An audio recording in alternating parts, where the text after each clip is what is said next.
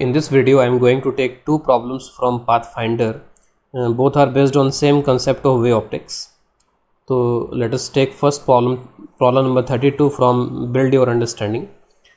The question says two identical beams A and B of plane coherent waves. तो plane that means कि इनके जो wave fronts हैं these are plane wave fronts. और जो arrow बना के दिखाते हैं वो एरो यहाँ पे प्रोपगेशन के डायरेक्शन को रिप्रेजेंट करता है और उसके परपेंडिकुलर वेव फ्रंट्स होते हैं. तो अगर मैं इनके वेव फ्रंट्स को यहाँ पर रिप्रेजेंट करूँ, if I represent the wave fronts, तो ये जो ए दिख रहा है इस ए का वेव फ्रंट कुछ इस तरीके का होगा, this is the wave front. और जो बी है उस बी का wave front will be something like this, तो this is wave fronts of B. तो ये दो वेव फ्रंट्स या दो प्लेन वेव्स यहाँ पर इंसिडेंट हो रहे हैं. तो two plane waves are incident. Wavelength for each is lambda, fall on a plane screen. The directions of the beam propagations make angle theta 1 and theta 2 with the normal to the screen. So this is the screen and lie in the same plane as on the figure. Find distance between adjacent interference fringes on the screen. तो इस screen पे जो interference pattern मिलेगा उसमें जो मैक्सिमाज होंगे या जो फ्रिंजेस होंगे, जो ब्राइट फ्रिंजेस होंगे, उनके बीच का गैप क्या होगा, तो वो गैप हमें यहाँ पर इसमें कैलकुलेट करना है. तो इस तरीके की बहुत सारी सिचुएशन बनाई जा सकती हैं depending upon the criteria of incidence के किस तरीके से इंसिडेंस कराया जाता है उसके अकॉर्डिंगली यहाँ पे एंगल को वेरी करा करके डिफरेंट टाइप्स ऑफ पैटर्न यहाँ पर ऑब्टेन किए जा सकते हैं. तो किस तरीके से इसको देखेंगे वो यहाँ पे देखते हैं इसमें. तो इसका एक थोड़ा ठीक ठाक सा डायग्राम यहाँ पर बना लेते हैं. तो सपोज़ यहाँ पर ये स्क्रीन है, तो दिस इज़ द स्क्रीन. और उसके बाद में यहाँ पर लेट्स से कि ये यहाँ पर इस पर्टिकुलर पॉइंट पे ये नॉर्मल हो गया और यहाँ पे जो दो रेज़ आ रही हैं तो इसको मैं रेड से रिप्रेजेंट कर रहा हूँ. ए को मैं रेड से रिप्रेजेंट कर देता हूँ जिससे कि हम इजीली इनको डिफ्रेंशिएट कर पाए यहाँ पे. तो दिस इज़ ए और बी को I am going to represent with the green line. तो यहाँ पर ये बी है. तो जहाँ पर भी मिलेंगे वहाँ पर इनके फेज डिफरेंस के अकॉर्डिंग इंटरफेरेंस पैटर्न बनेगा, मैक्सिमा मिनिमा या उनके बीच का कुछ बनेगा यहाँ पे. तो सपोज़ ये वो एक लोकेशन है, this is one of the location जहाँ पर मैक्सिमा ऑब्टेन हो रहा है. तो this is one of the location जहाँ पर मैक्सिमा ऑब्टेन हो रहा है. फिर उसके बाद में सपोज़ एक और लोकेशन यहाँ कहीं पर है जो कि जनरली काफ़ी नज़दीकी होती है, लेकिन डायग्राम की क्लैरिटी के लिए हम इसको थोड़ा सा दूर बना देते हैं यहाँ पे. और अगेन यहाँ पे जो ये रेड और ग्रीन है वो यहाँ पर मिल रहे हैं इस पर्टिकुलर लोकेशन पे और उनके मिलने से यहाँ पर सपोज़ एक और मैक्सिमा बन रहा है, कॉन्जिक्यूटिव या नेक्स्ट मैक्सिमा ऐसे कह सकते हैं. तो ये जो दो लोकेशन मैंने यहाँ पे ली हैं, इन दोनों लोकेशन पे कॉन्जिक्यूटिव मैक्सिमाज आर ऑब्टेन्ड. ठीक है. तो अब ऑब्वियस है कि यहाँ पर अगर मैक्सिमा बन रहा है और यहाँ पर भी अगर मैक्सिमा बन रहा है और ये कॉन्जिक्यूटिव हैं, तो वही कॉन्जिक्यूटिव गैप ही हमें यहाँ पर कैलकुलेट करना है. We have to find this consecutive gap between this two points जहाँ पर मैक्सिमम ऑब्टेन हो रहा है. जनरली इस गैप को बीटा से रिप्रेजेंट किया जाता है, that is known as fringe width. तो ये बीटा ही हमें यहाँ पर इसमें कैलकुलेट करना है कितना होगा. एंगल्स को रिप्रेजेंट करते हैं कि एंगल्स यहाँ पर क्या क्या बन रहे थे. तो इसका जो एंगल यहाँ बन रहा था दैट एंगल वाज थीटा 1 और इसका जो एंगल बन रहा था नॉर्मल के साथ में एंगल दिए हुए हमें, this angle is theta 2, again this angle is theta 1 and this angle is theta 2. तो मैक्सिमा तभी बनता है जब वहाँ पर जो पार्ट डिफरेंस होता है वो path difference n lambda type का होता है. तो एन लैम्डा पार्ट डिफरेंस यहाँ पर ही बन रहा होगा और यहाँ पर ही बन रहा होगा. अब मैं इसको यहाँ पर ऐसे लिखने जा रहा हूँ कि अब आप देख सकते हो कि यहाँ पर जो ये दोनों का जो इंटरफेरेंस यहाँ पर हो रहा है उसके वजह से जो पार्ट डिफरेंस आ रहा होगा, सपोज़ यहाँ पर इस पर्टिकुलर लोकेशन पे जो पार्ट डिफरेंस आ रहा है ये पार्ट डिफरेंस कुछ एन लैम्डा टाइप का होगा. और यहाँ पर आप देख सकते हो कि जो ग्रीन है, आप यहाँ से अगर परपेंडिकुलर ड्रॉप करोगे तो ग्रीन थोड़ा और एक्स्ट्रा चल रहा है, यहाँ से और परपेंडिकुलर ड्रॉप करोगे रेड पे तो रेड थोड़ा सा एक्स्ट्रा चल रहा है. तो लेट अस अज्यूम कि यहाँ पर जो पार्ट डिफरेंस है, जिस तरीके से वाईडीसी में होता है कि पार्ट डिफरेंस 0 फिर लैम्डा फिर वहाँ पे फर्स्ट ऑर्डर मैक्सिमम बनता है, फिर जहाँ पार्ट डिफरेंस 2 लैम्डा आता है वहाँ पे सेकंड ऑर्डर मैक्सिमम बनता है. तो यहाँ पर मैं जस्ट अगले ऑर्डर का यहाँ पर इसको अज्यूम कर रहा हूँ. तो यहाँ पे जो पार्ट डिफरेंस होगा वो कुछ अब n+1 लैम्डा टाइप का होगा. और पार्ट डिफरेंस जैसे अगर मैं इनकी नंबरिंग अगर यहाँ पे कर दूँ, सपोज़ यहाँ पे ये 1 है, सपोज़ यहाँ पे इसको मैं 2 बोल देता हूँ, जस्ट यहाँ पे ये 3 है और सपोज़ यहाँ पर मैं इसको 4 बोल देता हूँ. तो सीधा साधा मतलब यहाँ पर ये हो गया कि आपका यहाँ पर 1 और 2, ये जो 1 और 2 यहाँ पे जो रेज हैं, इन 1 और 2 के बीच में जो पार्ट डिफरेंस है वो पार्ट डिफरेंस यहाँ पर एक तरीके से n लैम्डा के बराबर है।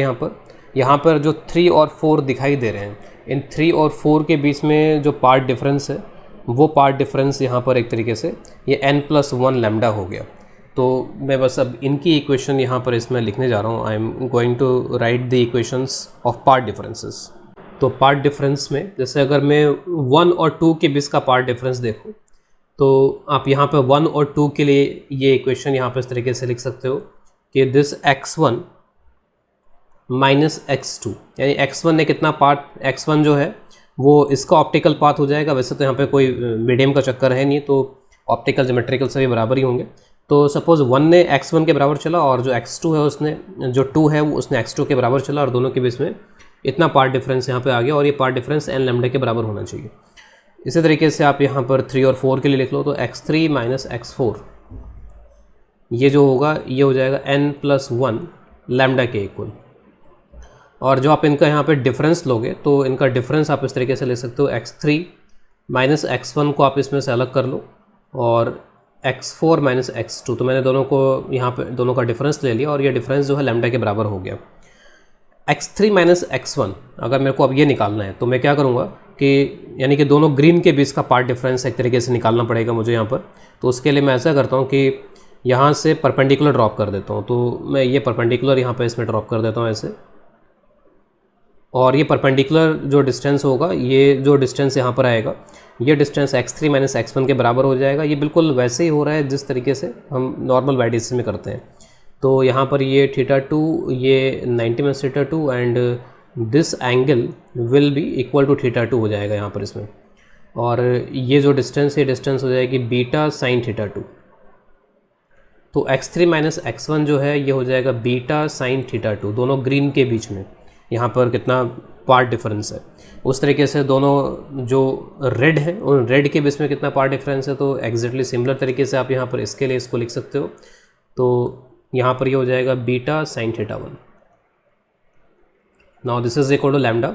इससे आप यहाँ पर अब बीटा की कैलकुलेशन कर सकते हो। तो beta is going to be equal to lambda divided by sine θ2 minus sine θ1। So this is going to be the fringe width, distance between two consecutive, maxima distance between two consecutive और adjacent interference fringes। तो ये हो जाएगा इस problem के लिए beta का answer.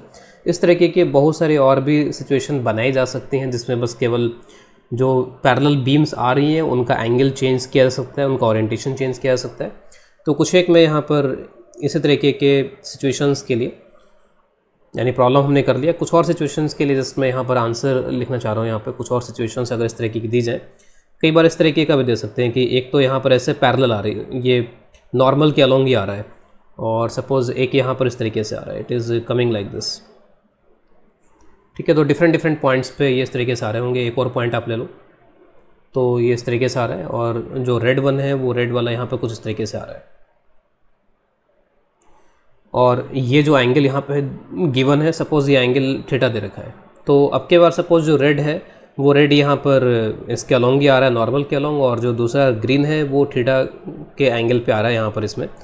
तो इसमें सिंपली आप देख सकते हो कि एक के लिए तो एंगल 0 बन गया यहाँ पर, ठीक है, रेड के लिए एंगल 0 बन गया और एक के लिए एंगल थीटा बन गया।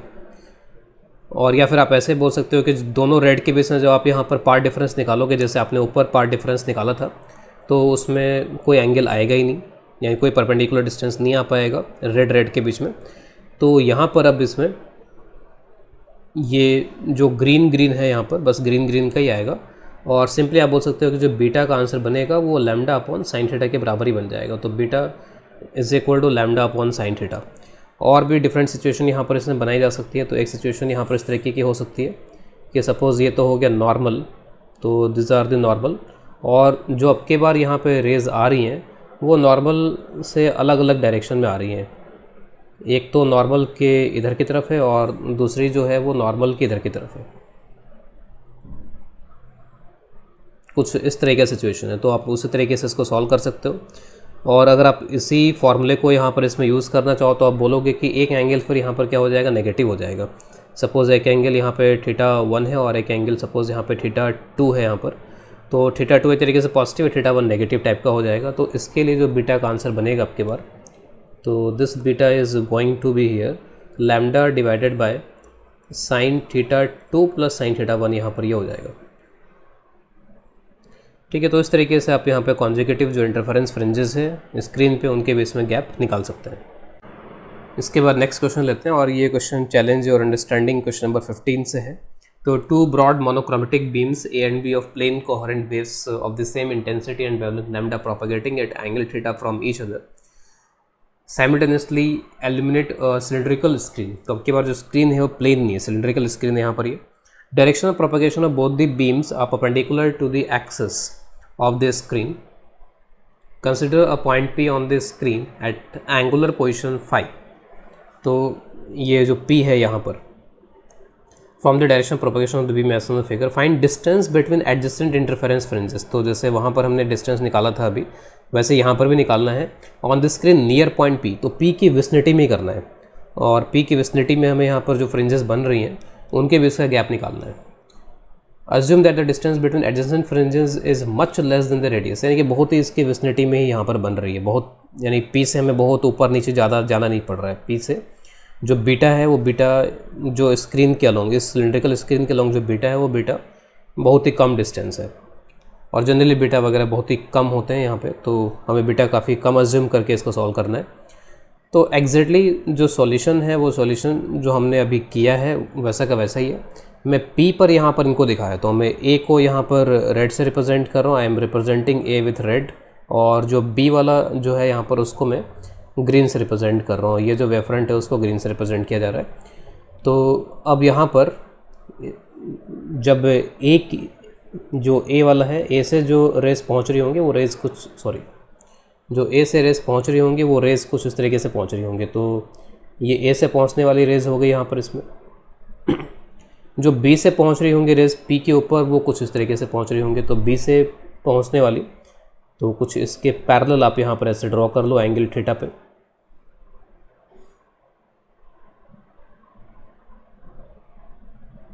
और ये जो एंगल बन रहा है this angle is going to be theta here.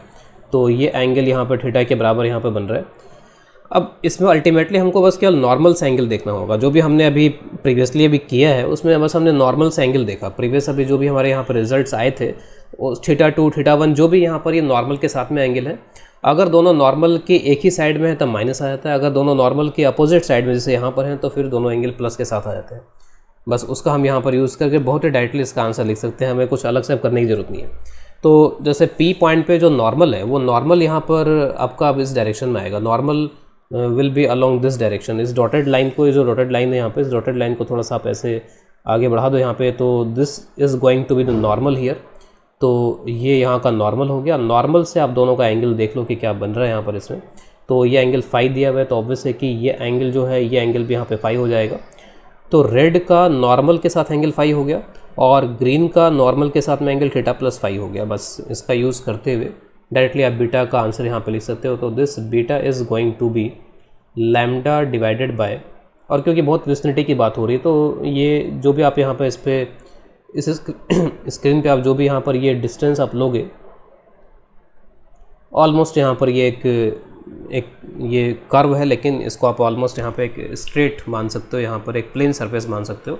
तो it will be like a plane surface, ठीक है। तो यहाँ पर इसको प्लेन अज्यूम करके ये बीटा यहाँ पर लिखा जा सकता है। तो बीटा यहाँ पर हो जाएगा, एक एंगल बनेगा थीटा प्लस फाई, तो sine of theta plus phi, और क्योंकि दोनों नॉर्मल के एक ही साइड में है तो इसलिए यहाँ पर माइनस, और एक का एंगल बन रहा है फाई। तो ये आंसर हो गया। अगर आप sign C minus sign T का फॉर्मूला लगा के थोड़ा और आगे इसको लेके जाते हो तो फिर यहाँ पर ये हो जाएगा 2 cos of C plus D by 2, तो ये हो जाएगा आपका फाई प्लस थीटा बाई 2, एक तो ये हो जाएगा, और उसके बाद में sine C minus D by 2, तो यहाँ पर ये हो जाएगा साइन थीटा बाई 2। तो ये इसका फाइन आंसर हुआ।